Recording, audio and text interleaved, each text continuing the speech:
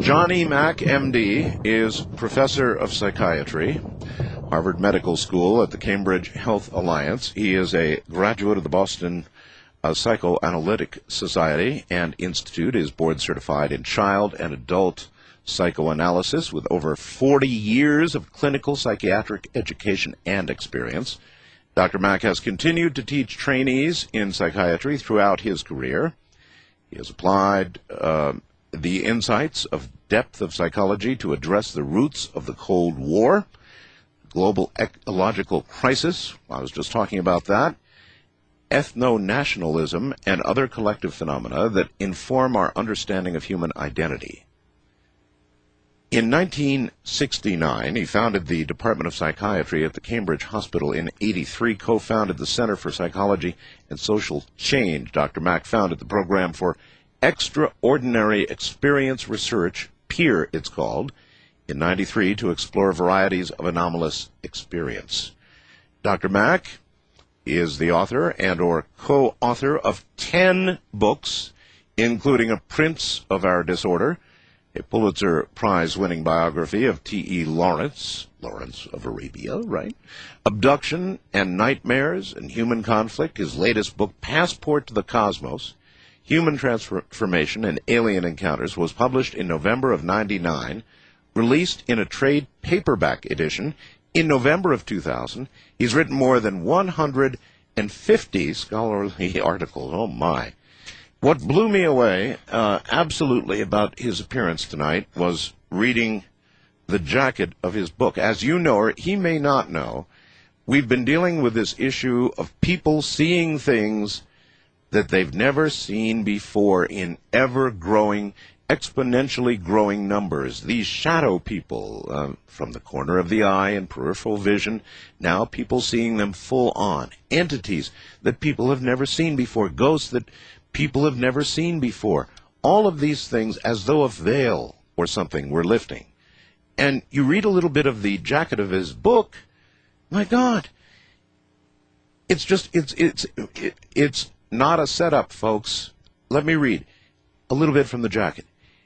In his groundbreaking follow-up to the best-selling Abduction Pulitzer Prize winner John E. Mack, MD, powerfully demonstrates how the alien abduction phenomena calls for a revolutionary new way of examining the nature of reality and our place in the cosmos.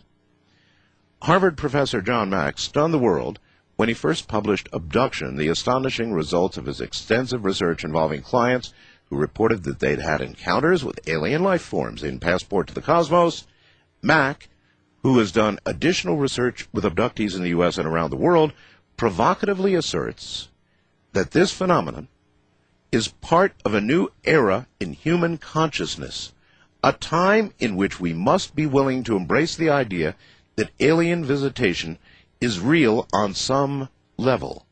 And he goes on to talk about people who are seeing things that they've not seen before, a change in human consciousness.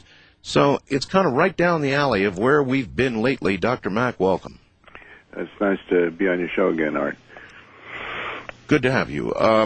At the beginning, I said that you are revered in a number of communities, certainly the academic community. Revered and reviled, I think. Yeah, that's right. But that's because of being revered in ufology, being revered, in the paranormal community. All of these don't mix real well, do they? Well, it depends where you're positioned, I suppose. I mean, there are people that just leave the whole academic world because it puts certain kinds of demands that they don't want to have to deal with, and I completely understand that. I've stayed within it because I think that the sooner or later the mainstream of the culture needs to wake up as well as the people that are already awake. So, but it's it's a conservative part of our culture, and I think properly so. I mean, I think that the academia stands for certain criteria of excellence and science of evidence, and I think that's quite legitimate. Well, Professor, your academic credentials in a big crisis for you were challenged by Harvard, and I said a few minutes ago on the telephone, just before we got on the air, that I had spoken to your lawyer, and you said, "What lawyer?" And I said, "Well, the man who helped you or represented you when you were in that crisis," and his name is... Oh, Danny Sheehan you're talking about. Danny Sheehan, right. Yeah. No, I mean, when I was thinking about, like, now, lawyer, this was a few years back that he and I worked together on that, on my case, as they say. Right. Well, when I spoke to Danny Sheehan about your case and that fight, he said, I wanted... Now, maybe he was speaking only for himself. Or maybe he was speaking for you. You can tell me. But he said what I wanted was, in essence, a trial. In other words, a full hearing where you bring all kinds of people forward to support your side of the argument. And he said when Harvard, learned that that's what was coming, they decided they'd rather not do it. And that's when everything, backed away and got better. Is that characterization in your estimation accurate? And is it? Let me step back, because I think a lot of people that are listening to your program aren't familiar at all with what happened, what my this trial thing that I went through is about. Tell them. When Abduction, my first book on this subject, was published in 1994, I had rather naively thought that I tried to make as careful documentation of 13 people that I had worked with quite intensively who had had these encounters, and I basically said, this may not fit our notions of reality, but these people are telling the truth. There's nothing clinically that I know that can account for this, and there's some kind of visitation going on here, and I set that forth, and I was quite excited. I thought, maybe in the sense that I thought this was very important, and that it would be greeted with the same sort of great interest that I had. Well, I was rather surprised, literally surprised. I probably shouldn't have been, but at the sort of avalanche of distress that this ran into. And now, it was greeted very well out here. Yeah, but I mean, in my talking about Harvard, in the medical school, and so the dean appointed a 3-person committee to see if I had in some way transgressed in academically or clinically or something of that sort, and my work was investigated for 15 months. Now, when one of the deans said to me when this committee was formed, John, you wouldn't be in, this is a friend, and he said, you wouldn't be in trouble if you just said you'd found a new psychiatric syndrome of unexplained cause, but when you said that this might require that we look at reality differently, that's what got me into trouble.